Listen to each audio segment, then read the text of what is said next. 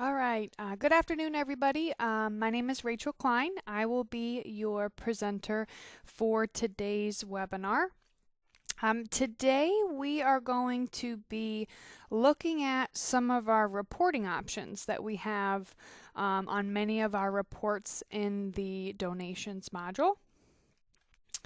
I also want to point out that the information that I'm going to be going over today is from one of our workbooks that you can purchase out on our website.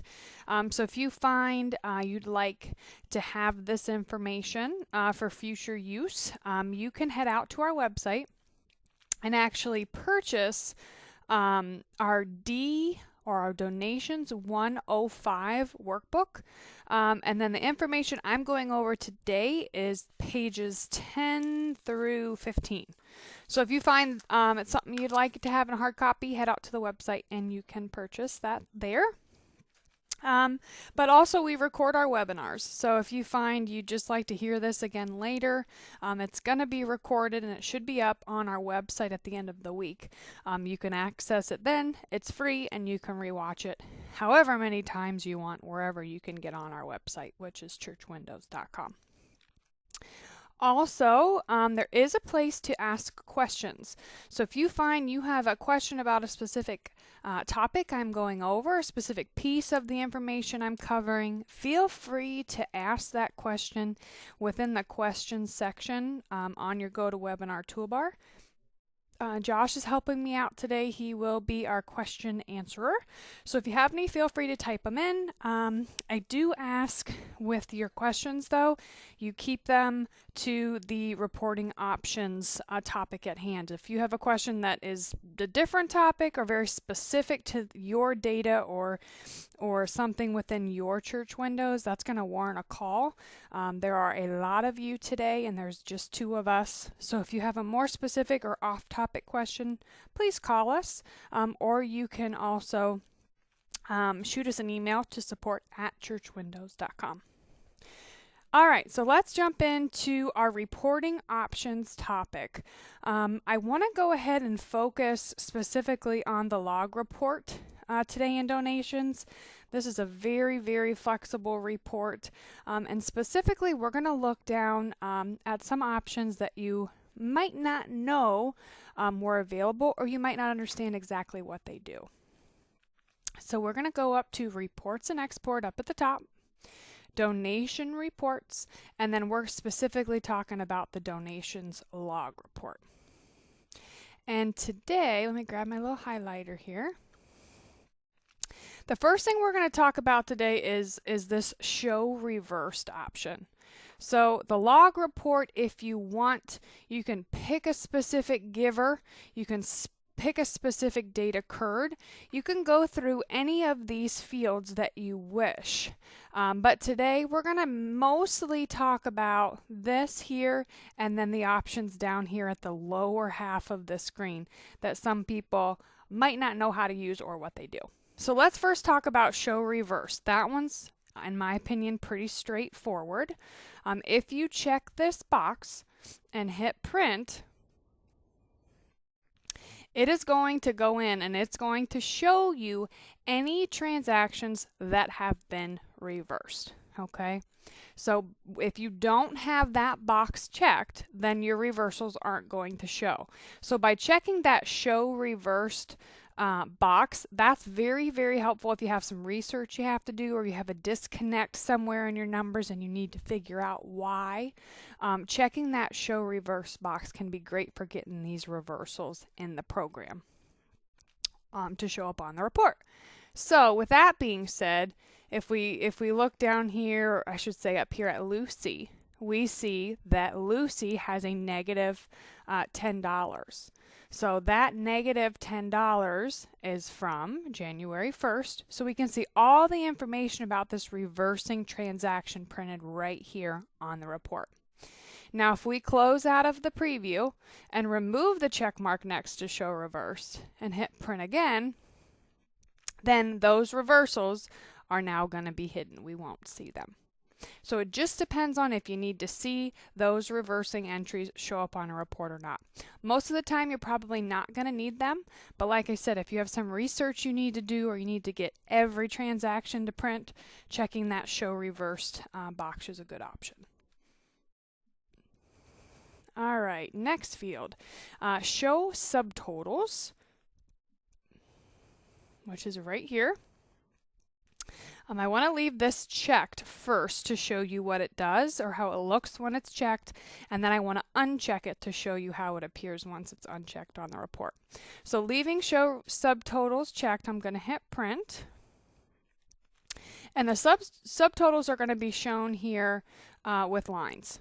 Okay, so it's going to give you a tally for each person. So if we look down here at, let's see, Mel Miller, giver number 8. For transaction number 215, it gives us a subtotal of $5, even though there was just one gift for $5. But then if we go down here to the transaction from the 8th, we see over here that it's actually giving you a grand total for your $10 and your $20 gift. It might be personal preference whether you like to see it or not, or you might find it handy for the specific reports that you're running. But let's close out of here, and I'm going to go ahead and uncheck show subtotals, and now I want you to be able to see what it looks like without it. Okay, so if we go back up to Mel Miller, we see it's still giving us the $10 and the $20 breakdown, but it's not giving us that subtotal for the $30, okay? So that's what show subtotals is going to do. Now let's go over here and talk about this suppressed repeating transaction data, which is also down here at the bottom. Oops, let me grab my highlighter. This is, I think, another personal preference here, or you might find it helpful or not for different reports that you need. By leaving that box checked, it's going to hide any duplicated information, if you will. So I'm going to uncheck this first and hit print to show you what it looks like without it checked. So if we look specifically at Jack, who's up here, we see that there's a breakdown for the same transaction. So transaction 2069, we see the date repeated, the transaction repeated, the check number repeated, the giving account repeated, and so forth. So if I close this and check to suppress repeating transaction data and I hit print, we now see that the transaction number, donation date, and check number are hidden. You just see it on the first line item. So it's, once again, it's up to you if you like it or not. All right, now let's go over to this starting page number field. This can be really beneficial if you're putting like a report together for a committee and you want the page numbers to flow, if you will. So say you're running a couple different reports, you're going to put them all together in a binder and you want to have page numbers corresponding to the different reports. So if I go ahead and hit print here, leaving the starting page number on 1, which is going to be your default, and I hit print, if you look up here at the top right hand corner, you see we have page 1 of 9. Okay, so our starting page number is 1. Now if I close this and I put in here starting page number, we'll do 4 and hit print. Now up in the top left hand corner you see that our page number starts to 4 and it's 4 of 12. So it might not be something you need to use very often, but it's nice if you're putting some reports together and you want to adjust the starting page number of this report for a larger report.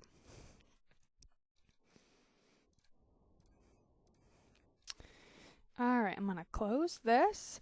Next, we're going to talk about this show long date and time. Once again, I'm going to show it to you without it checked and with it checked, just so you can see the difference. So I'm going to go ahead and leave this box unchecked and hit print.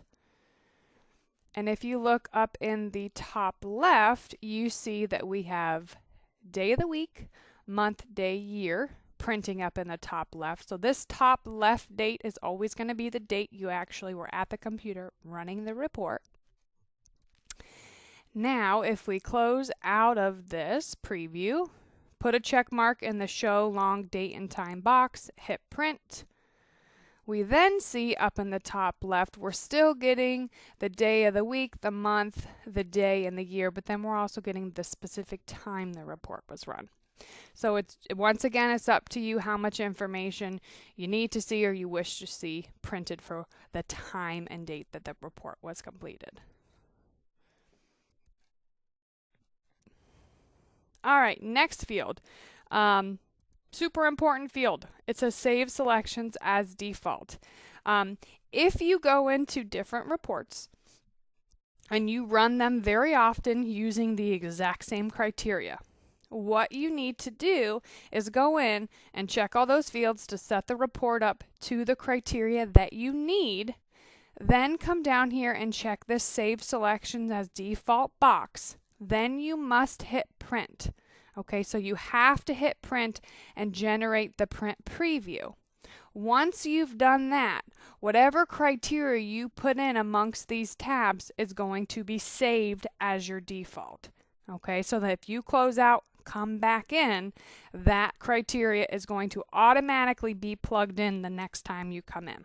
Okay, now keep in mind, if you use different logins for Church Windows, the Save Selections as Default will be saved specifically to the login that set it up. Okay, so if I have my own login and Susie has her own login and she sets up her own selections as default and I set up my own, they will be unique to our own logins.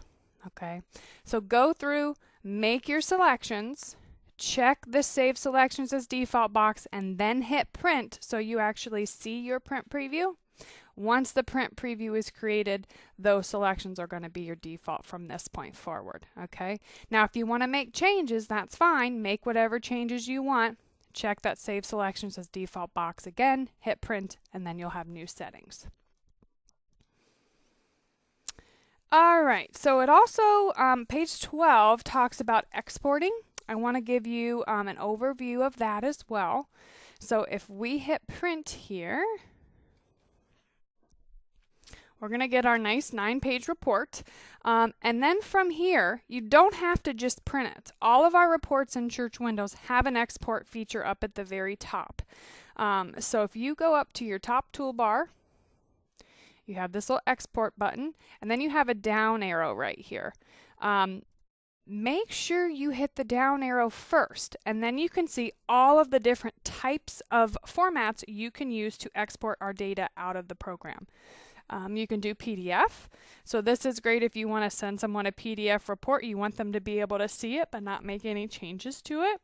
You could do that. There's HTML, MHT, rich text, Excel, XLSX, CSV, text, and a graphic document. So if you're wanting to take this into Excel, one of the really, really good exports to use is going to be this comma separated value or CSV report.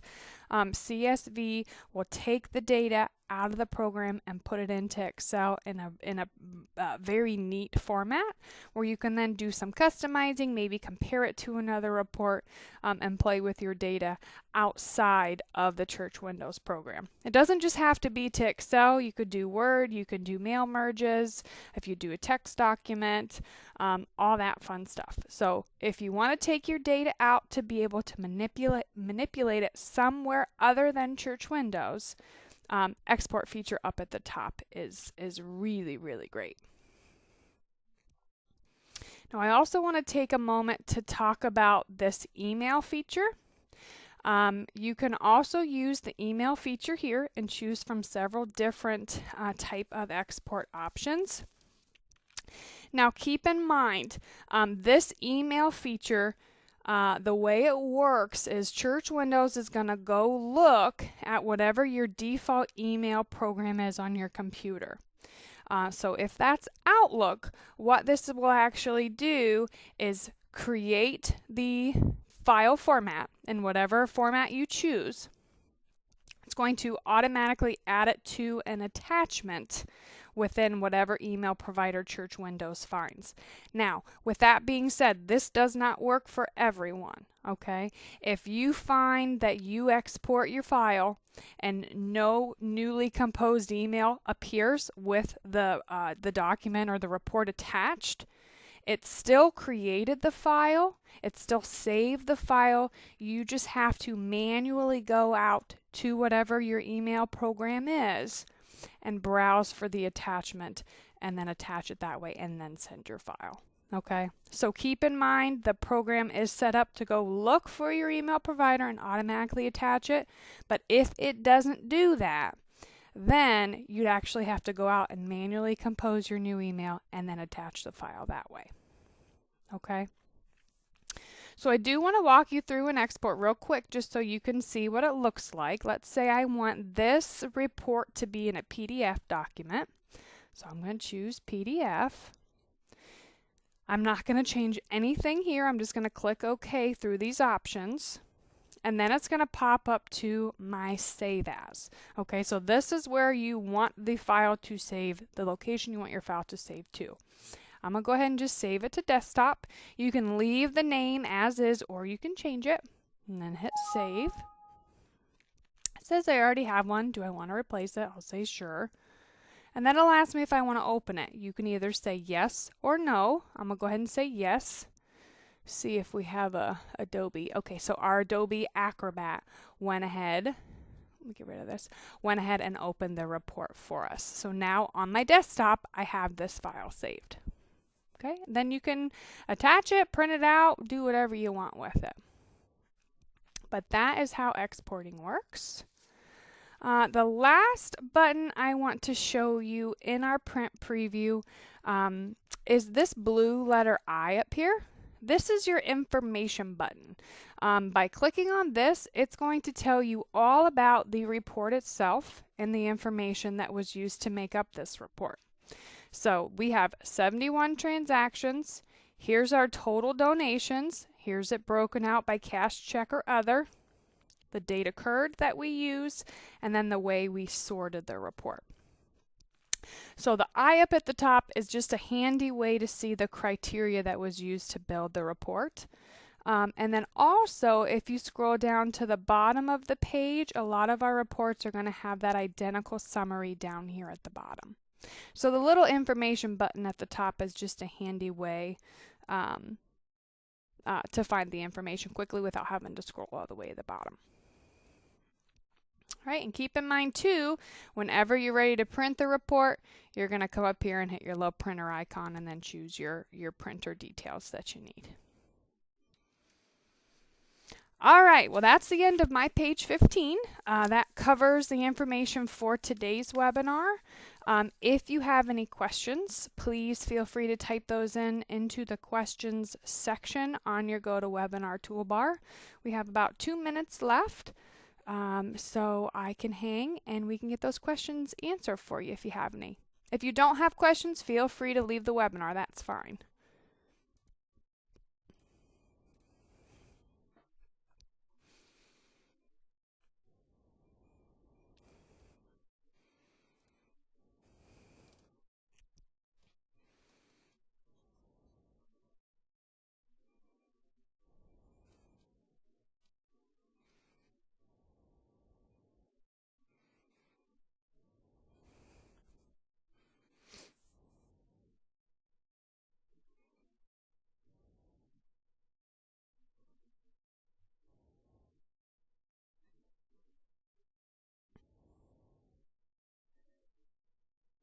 All right, someone's asking to go over the suppress repeating transactions again.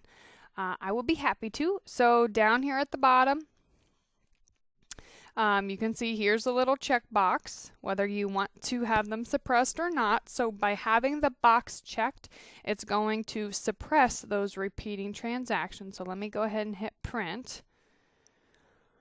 Oh, let me get rid of my highlighter mark here.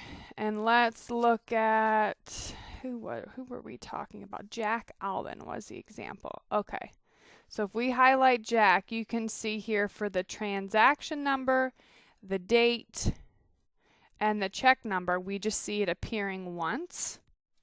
Now if I close this and I remove the check mark to suppress repeating transactions and I hit print, we see now that the same information is repeated. Okay, same thing down here. So it's just a way to condense the report a little bit more, Christine, if that's something you need. Yeah, if we go down here to Jake Knox, similar here. Transaction number, donation date, batch code, or I'm sorry, transaction number, donation date, and check number are repeated. Now if we close out of here and check the box and come back in and look, we see that that information, like under Jake Knox now, we just see the information for the first line item. Same thing for Jack. It's omitting the second line item information that's the same as above. You're welcome. All right, Carrie, I see you wrote giving summary.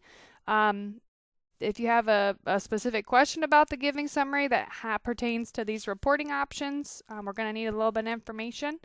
But if it's a more specific question about the giving summary, please call us and we can help you then.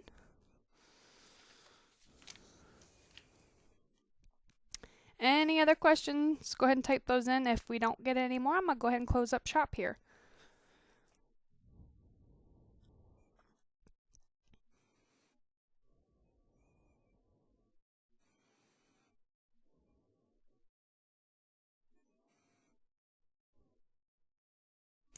All right, guys, thank you very much for listening.